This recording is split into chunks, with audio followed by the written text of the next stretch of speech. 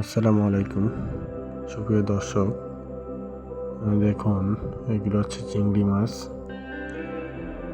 গলদা চিংড়ি যেটা আমরা বলে থাকি সাধারণত। এই মাছগুলো যখন পাহাড় থেকে পানির স্রোত নেমে আসে, সেই স্রোতের পানির ওজন ঢেয়ে এই মাছগুলো উঠে এসেছে উপরে,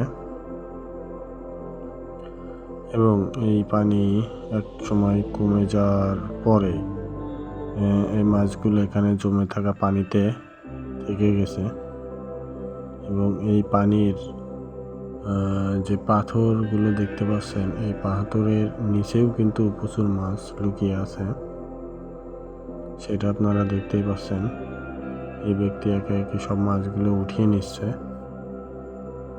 সাধারণত আমাদের দেশে এই মাছগুলো খুবই দামি মাছ, অনেক টাকা বিক্রি হয় এবং বিভিন্ন নদী উপকূলীয় অঞ্চলে এগুলো চাষাবাদ হয়, যেগুলো আমরা সাধারণত চিংড়ির ঘের বলে থাকি।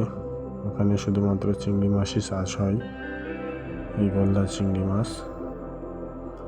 এই মাছগুলো আসলে চাষকৃত না, এগুলো উঠে এসেছে বিভিন্ন স্রোত যখন নিচে নামছে, বিভিন্ন স্থান থেকে এগুলো উঠে এসেছে এবং একসময় পানি কমে যাওয়ার ফলে এগুলো এইখানে লুকিয়ে আছে। এই ব্যক্তি একে একে অনেক মাছ ধরছে, দেখতে পাচ্ছেন। মাছগুলো দেখতেও অনেকটা সুন্দর, দেখেন প্রচুর মাছ পাথরের নিচে লুকিয়ে আছে এবং স্রোতের পানির যে স্রোত যাচ্ছে, স্রোতের মুখে আছে। এবং দেখেন, একটা মাছের ডিমও দেখা যাচ্ছে হলুদ। সাধারণত এরম টাইমে এই মাছগুলো ডিম দিয়ে থাকে,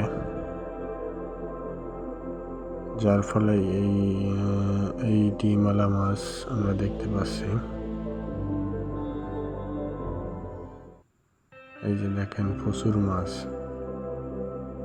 এই যে ডিম দেখেন, কতগুলো মাছ পেয়েছে এই ব্যক্তি।